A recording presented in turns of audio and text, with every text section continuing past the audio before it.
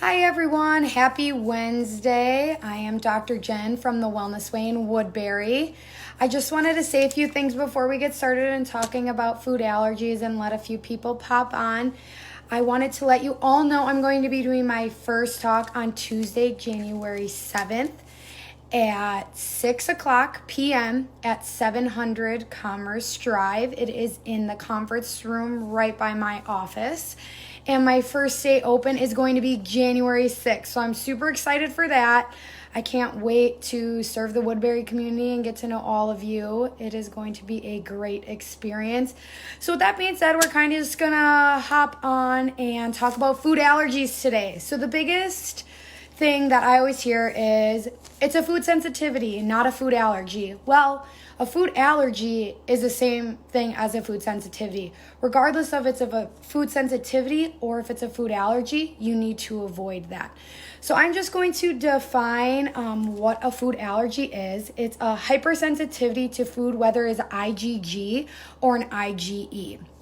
So most of us are common. We know the IgE response, which is your anaphylactic response. So you eat peanuts or you eat eggs and you need to have an EpiPen or you need to go to the hospital because your throat starts to close. This is composed of only 1% of your immune system, whereas the IgG is composed of 70% of your immune system and it causes chronic inflammation.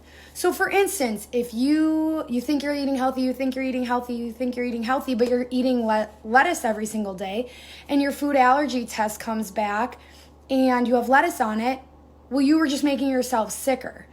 So those foods that you're eating on a day-to-day basis could be what's making you not feel so good, unfortunately.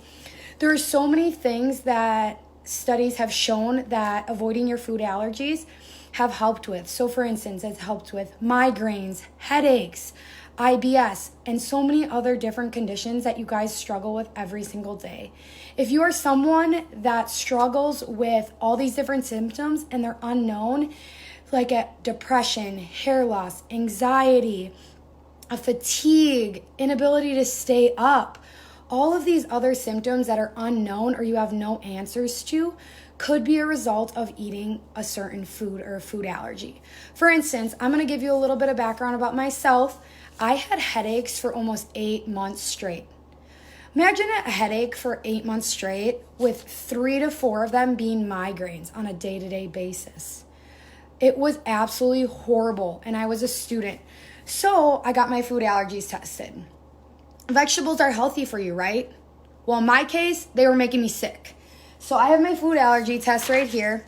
And I know some of you, if you've watched my videos before, you've probably heard this.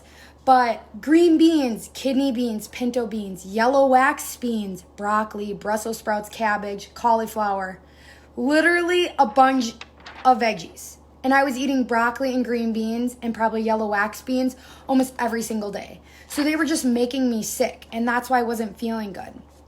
Cheese, chocolate, corn, eggs I ate every single day. Milk, specifically goat's milk for me. Peach, peanut, pumpkin, wheat, brewer's yeast, and baker's yeast. I ate bread, I ate wheat, I ate dairy. This was about 2.5 years ago now. So these foods were making me so sick. Once I started to avoid them, I started to feel better instantly. So basically, the food allergy test right here this is an IgG. So this is the one that's composed of 70% of your immune system and causes chronic inflammation. So the best food allergy test to get is one that tests all 4 IgGs because you have 4 IgGs. So most of them, when you go to the medical doctor or your physician, they're going to test only one IgG. So it's not specific. It's super open-ended. It has a bunch of different colors on it, and you don't actually know what you're allergic to. Well, the Wellness Way provides the best test because we test all 4 subtypes. So we test IgG1, IgG2, IgG3, and IgG4. So it comes down to I need to avoid all in red, and then I can eat all in blue. And the purple on there is just from me about 2 years ago. I highlighted the foods that I like to eat. It made it easier, and it made the end goal seem better. So that was a place to start for me because, again, I didn't live the wellness way life my whole life. I grew up just like all of you. So you'll see, if you look closely here, you'll see the 1s, the 2s. I don't think I have any +4. My new one has a +4. But those are, regardless of if it's +1, +2, +3, or +4, you need to avoid those foods because those foods are doing damage to your body. So you don't want to keep eating something that is making you sick.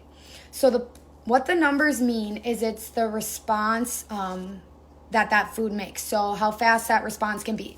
With that being said, we all get super frustrated with the elimination diet because these IgG responses can happen the next day after you eat the food, or they can happen up to 30 days later.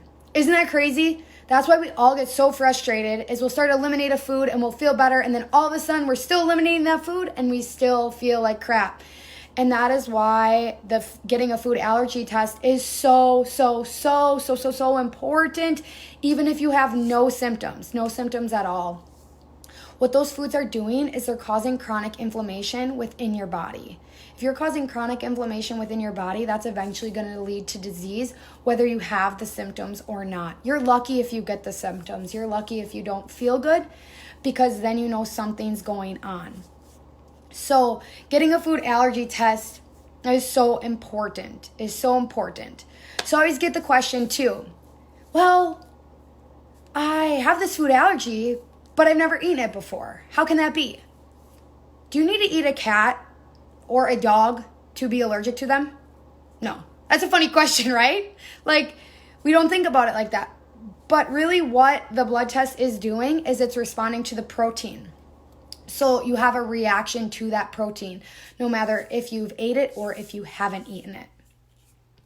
So basically, a good unexplained symptoms, a bunch of symptoms you're having and they're unexplained and no one can give you answers and you're just not getting better, a food allergy test is a good place to start because it's constantly putting that inflammation on the body, which is potentially causing those symptoms, because inflammation can cause a wide variety of symptoms. Hi, Brandon.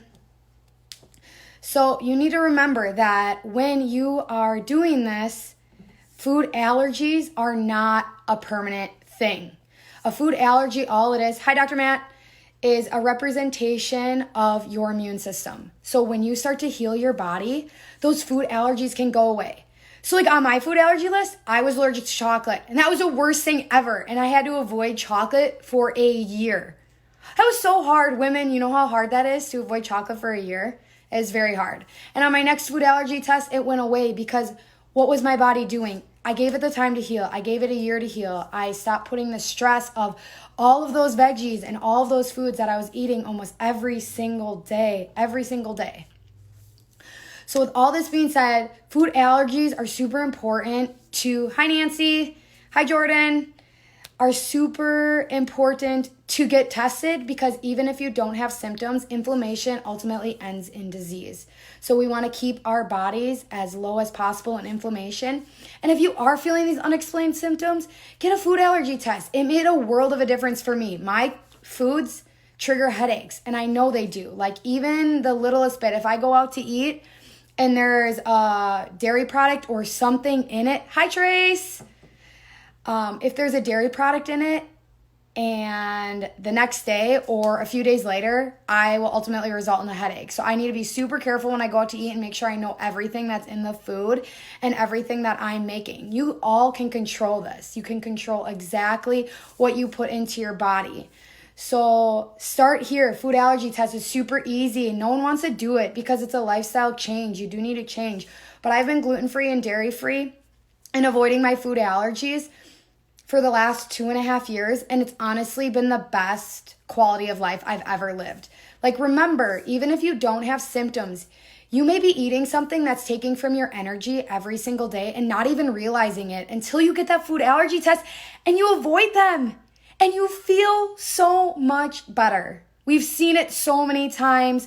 We've heard people or wives bring in their husbands and they get a food allergy test and all of a sudden they're feeling way better than they have ever felt before. Like how crazy, like you feel good now, but you can even feel better. Think of it like that.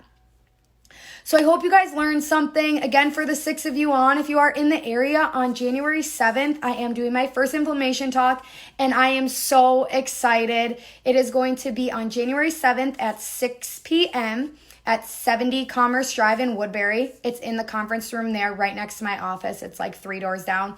So I look forward to seeing you all. And if you guys have any questions, feel free to post in the comments and I will get back to you or shoot me a message. All right. Have a wonderful Wednesday. Take care.